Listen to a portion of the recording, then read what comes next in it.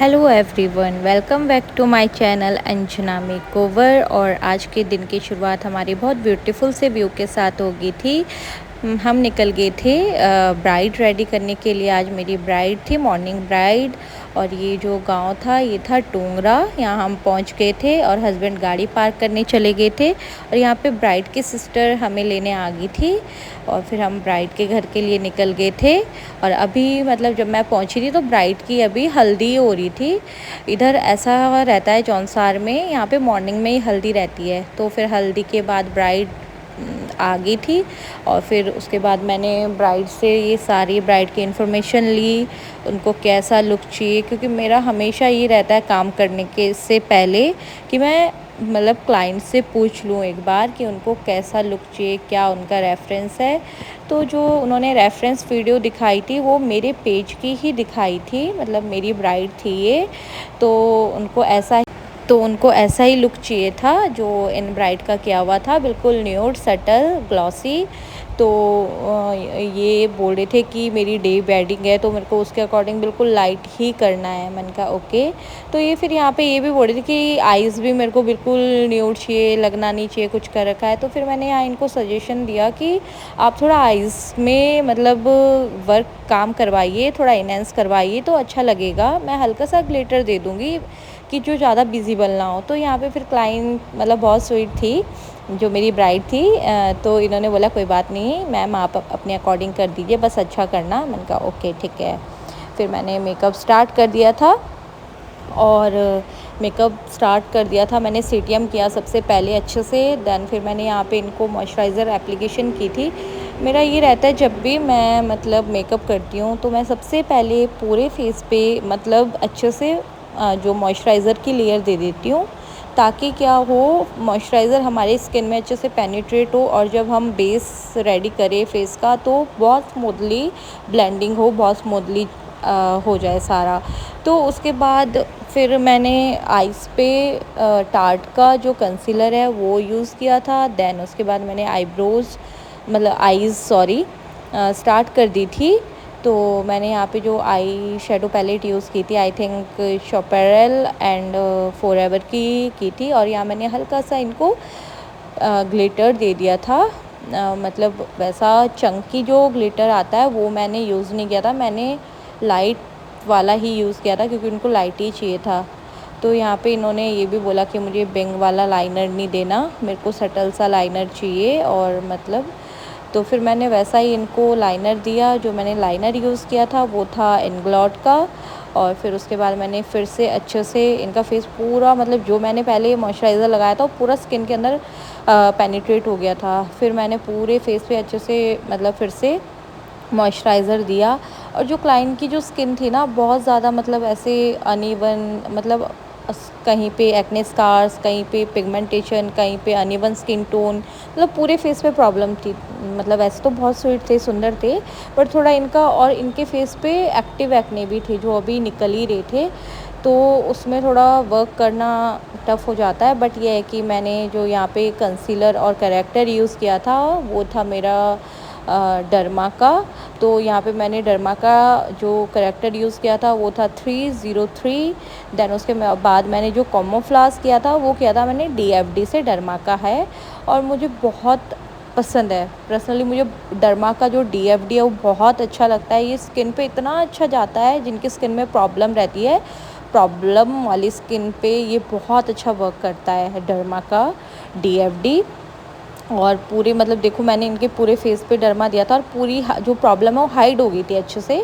फिर उसके बाद मैंने इनके फेस पे पहले चेक किया फाउंडेशन फेड जा रहा है। फिर मैंने इनके फेस पे ये अच्छे से जा रहा था। जो मैंने फाउंडेशन यूज़ किया था वो था नार्स का पंजाब शेड था। वैसे जो मतलब जो नार्स का फाउंडेशन है ना वो ज़्यादातर जाता है जो जिनकी स्किन बिल्कुल क्लियर होती है और जिसमें ज़्यादा कवरेज नहीं चाहिए होती है।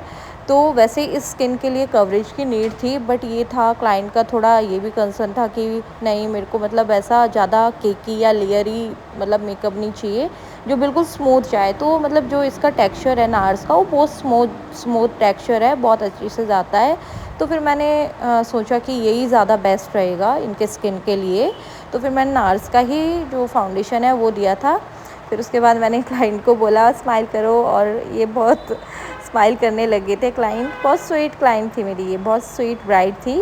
और मैंने जो यहाँ पे ब्लशर यूज़ किया था, लिक्विड ब्लशर, वो था शी ग्लैम का, और उसको मैंने अच्छे से ब्लेंड किया। फिर मैंने यहाँ पे कंटूर स्टिक यूज़ की थी फॉरएवर की, और फिर मैंने इनको इतनी नीड भी नहीं थी वैसे कंटूर की, बट ये है कि मैंने हल्का हल्का सा कंटूर कर दिया था। देन फिर मैंने हाइलाइटिंग के लिए यूज़ किया था टार्ट का, मैंने लाइट शेड यूज़ किया था टार्ट का। और फिर उसके बाद मैंने प्रोडक्ट बहुत कम पिक किया था, क्योंकि क्या होता है मतलब अंडर आइज़ पे अगर हम ज़्यादा प्रोडक्ट यूज़ करते हैं तो उस अंडर आइज़ पे क्या है केकीनेस आ जाती है, और जो प्रोडक्ट है वो बहुत दिखना मतलब विजिबल होना स्टार्ट हो जाता है मेकअप के बाद भी, तो मुझे वो अच्छा नहीं लगता। मैंने बहुत कम प्रोडक्ट पिक किया और उसको लगाया, अच्छे से ब्लेंड किया। और फिर मैंने आ गई थी उसके बाद पाउडर सेटिंग पे। और पाउडर सेटिंग जब मैं करती हूँ तो मैं प्रेफर करती हूँ ब्लेंडर से ही करना, ब्लेंडर से अच्छे से पाउडर की सेटिंग हो जाती है। तो फिर मैंने ब्लेंडर से अच्छे से पाउडर सेटिंग किया फुल फेस। और यहाँ पे जो मैंने पाउडर यूज़ किया था वो था हुडा ब्यूटी का। और फिर उसके बाद मैंने इनको ड्राई ब्लशर दे दिया था, हल्का हल्का सा, ब्लशर भी इनको ज़्यादा नहीं चाहिए था, तो हल्का हल्का मैंने ड्राई ब्लशर दे दिया था। फिर उसके बाद आईब्रोज़ फिल की मैंने। और आईब्रोज़ फिल मैं जब करती हूँ ब्राइड की, मतलब मुझे ये रहता है मैं पहले अच्छे से पूरी शेप कर देती हूँ, शेप करने के बाद मतलब एक्स्ट्रा प्रोडक्ट होता है वो क्लीन करती हूँ। और मुझे अपने ब्राइड पे पर्सनली बिल्कुल भी मतलब मोटी जैसे कर देते हैं ना, मोटी मोटी आईब्रोज़ कर देते हैं, मतलब एक्स्ट्रा फिल कर देते हैं, वो मुझे पसंद नहीं है। मैं बहुत लाइट फिल करती हूँ आईब्रोज़। और फिर उसके बाद आईब्रोज़ डन हो गई थी, फिर मैंने इनको जो हाइलाइटर यूज़ किया था वो डियोर का था। तो डियोर के हाइलाइटर से मैंने अच्छे से इनके हाइलाइटेड पॉइंट हाईलाइट किए। और इनके जो मतलब ये एक्टिव एक्ने भी थे फेस पे, तो ये रहता है जहाँ एक्ने रहता है ना, अगर हम वहाँ हाइलाइटर लगा देते हैं ना तो वो और विजिबल होने लग जाते हैं। तो मैंने जहाँ पे एक्ने थे वहाँ मैंने थोड़ा हल्का सा ही मतलब अवॉइड किया, हाइलाइटर कम लगाया। और फिर उसके बाद मैं लिप लाइनर से लिप फिल कर रही थी आउटर लाइन। और यहाँ पे जो मैंने लिप लाइनर यूज़ किया था वो था, आई थिंक मुझे याद नहीं है, बट आई थिंक नायका का ही था।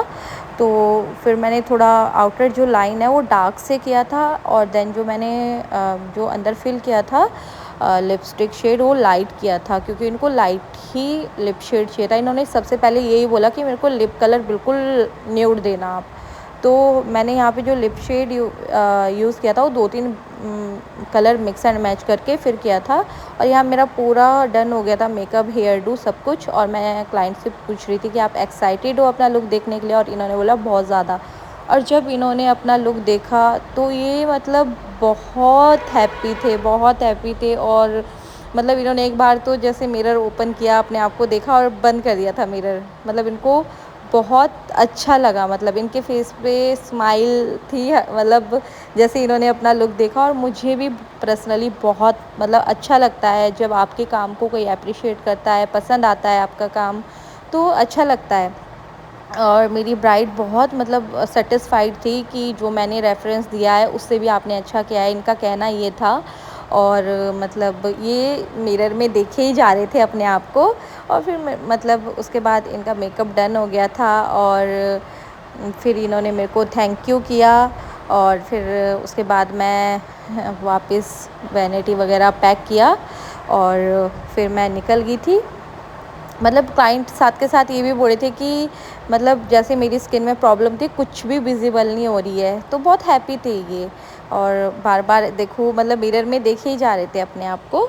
तो फिर मैं निकल गई थी, और देखो मेकअप करने के बाद मैं कहाँ चढ़ गई हूँ मैं अपने गाड़ी के ऊपर खड़ी हो गई थी। यहाँ पे हमें दिख गई थी, मतलब ये मतलब क्या होता है ये, इसको बोलते हैं हमारे मतलब पहाड़ी भाषा में तो इसको आछो ही बोलते हैं। और जो वैसे इसको बोलते हैं हिमालयन बेरीज़। ये होता है वाइल्ड फ्रूट रहता है ये ना, ये खुद ही मतलब जंगलों में उगता है, झाड़ियों में। और ये इतना टेस्टी होता है ना, मतलब मीठा खट्टा सा, इतना अच्छा लगता है। हम अपने बचपन में मैंने बहुत खाया है ये, गांव में जब हम जाते थे तो बहुत खाते थे। तो जब हम आ रहे थे एकदम हमें, बल्कि जाते हुए भी हमें बहुत इसके वो झाड़ियाँ हैं वो दिखी थी। मैंने कहा आते हुए पक्का रुकेंगे और खाएंगे। और फिर हम जब ब्राइड के घर से हम ये पॉलीथीन भी लेके आए थे कि मैंने कहा इसमें डालेंगे और घर भी लेके जाएंगे। मेरे बेटे ने आज तक नहीं खाई है ये, तो मैंने कहा उसको भी टेस्ट करवाऊँगी। और ये रिच प्रोटीन रहता है इसमें, मतलब काफ़ी अच्छी रहती है ये। वाइल्ड फ्रूट रहता है, तो मतलब नेचुरल उगता है तो अच्छा ही रहता है। तो मैंने कहा उसके लिए भी लेके जाऊंगी। और मैंने यहाँ पे मतलब आगे हमें पानी मिल गया था, उससे अच्छे से वॉश किया। देन मैं इसका मतलब टेस्ट ले रही थी और मैं साथ के साथ यम्मी ऐसे भी कर रही थी, बहुत टेस्टी लग रहा था। और फिर उसके बाद हम निकल गए थे घर के लिए। और अगर मेरा वीडियो आपको मतलब पसंद आए और अच्छा लगे तो लाइक शेयर सब्सक्राइब ज़रूर करना। और मिलते हैं नेक्स्ट वीडियो में, तब तक के लिए bye bye, tata, see you.